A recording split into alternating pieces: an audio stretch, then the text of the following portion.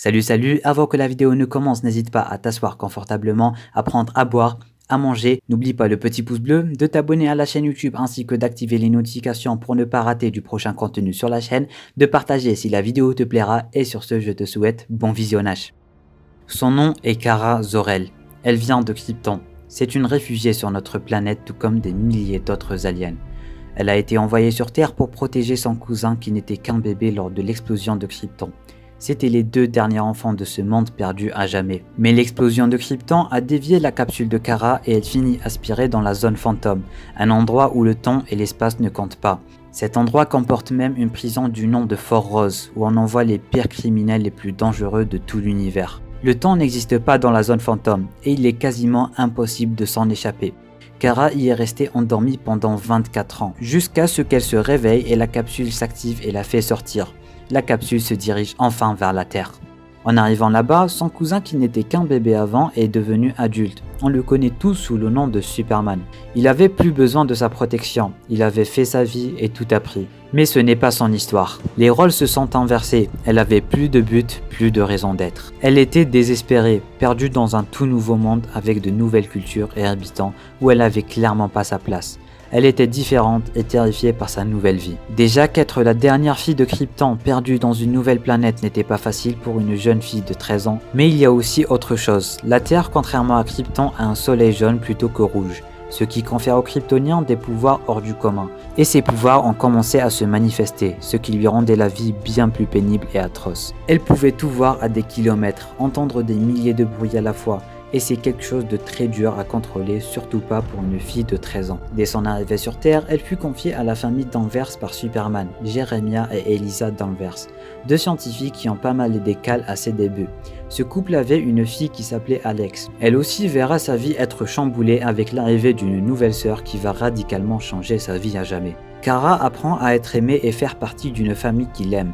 Ce n'est plus Kara Zor-El de Krypton, mais Kara Danvers, fille de Elisa et Jeremiah, et petite sœur de Alex Danvers.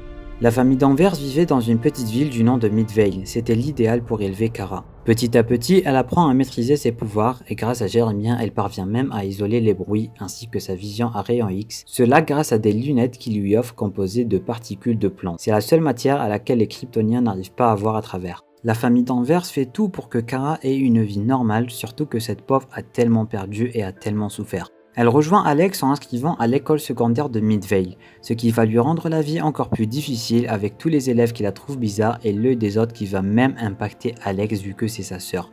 Tout le monde se moquera de Kara à cause de sa différence. Elle a toujours été émerveillée par ce que la plupart des autres élèves trouvent banal. Les oiseaux et la plage par exemple, il n'y en avait pas sur Krypton, elle trouvait ça tellement beau. Mais les autres trouvent ça bizarre et elle se retrouve cible de haine et de harcèlement à cause de sa différence.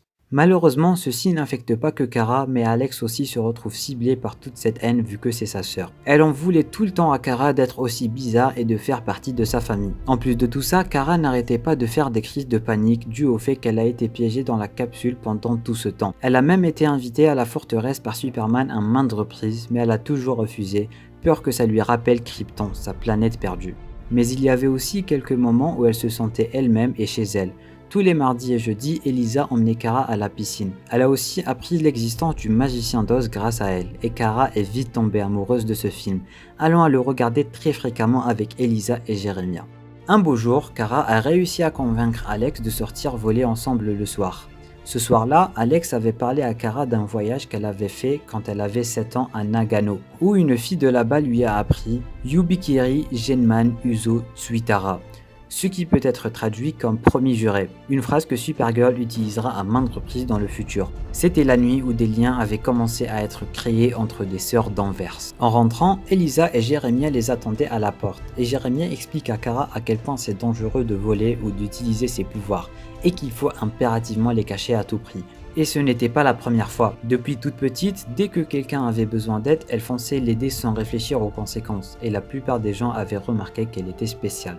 Mais à présent, elle a bien compris sa leçon. Et là, la catastrophe s'apprête à s'abattre sur la famille des Danvers. Quelqu'un frappe à la porte. Il s'appelle Hank Henshaw. Il est au courant de l'existence de Kara. Il veut à tout prix la prendre avec lui. Il travaille dans une agence gouvernementale anti-extraterrestre. Et Kara en est une, malheureusement. Pour protéger Kara, Jeremiah fait le sacrifice ultime pour une extraterrestre échouée chez lui, qu'il considère maintenant comme sa propre fille, et décide de partir avec Hank contre la liberté de Kara sous prétexte qu'il sait tout sur elle. Un an après, il est mort en héros et de la façon la plus noble et la plus honorable possible après avoir su que le DIO traquait un alien qui était tout sauf méchant. C'était un réfugié tout comme sa fille. Il s'est rendu compte qu'il était du mauvais camp. Il décida de se sacrifier pour sauver la vie de cet alien que l'on appelle maintenant le Martien chasseur d'hommes. Kara et Alex n'ont jamais su la vérité et ont toujours cru que c'était un accident d'avion. Au lycée, la relation entre Kara et Alex est devenue tendue après la mort de Jeremiah. Kara était considérée comme une moins que rien à l'école. Elle avait un seul ami, il s'appelait Kenny Lee. Un soir, alors qu'elle avait 15 ans, Kara et Kenny sont allés observer les étoiles dans les bois et ont presque partagé un baiser. Le lendemain matin, la super audition de Kara a entendu un scanner de police identifiant un corps avec une description correspondante à celle de Kenny.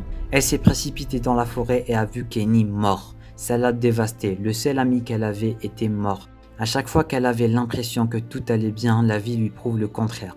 Depuis son arrivée sur Terre, elle ne fait que rencontrer des problèmes. Cette nuit-là, Kara a rencontré Alex qu'elle a failli tuer avec sa vision thermique. Le duo a trouvé l'ordinateur portable de Kenny et l'a ramené à la maison, où Kara a envoyé ses messages cryptés à l'amie de Clark, Chloé. La nuit suivante, alors qu'ils rentraient ensemble chez eux, Kara et Alex ont failli être heurtés par une voiture qui roulait à grande vitesse.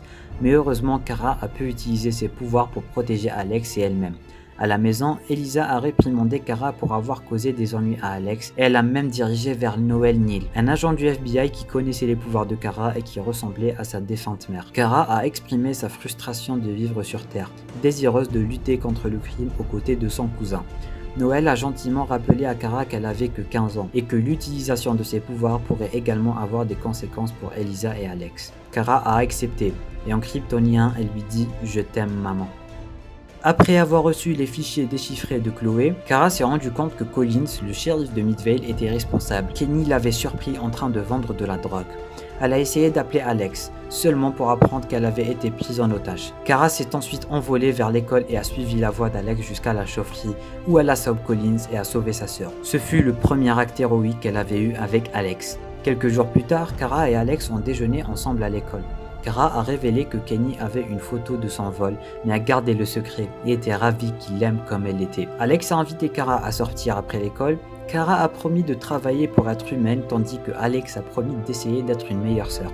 Décidant que le monde n'avait pas besoin d'un autre héros, Kara a essayé de vivre une vie normale et d'accepter son avenir sur Terre. Au fil des ans, le lien entre Kara et Alex est devenu si fort qu'aucune d'elles ne pouvait imaginer sa vie sans l'autre. Ce fut la naissance des sœurs d'Anvers et le début d'une longue histoire et de relations. Les deux unis pouvaient accomplir l'impossible.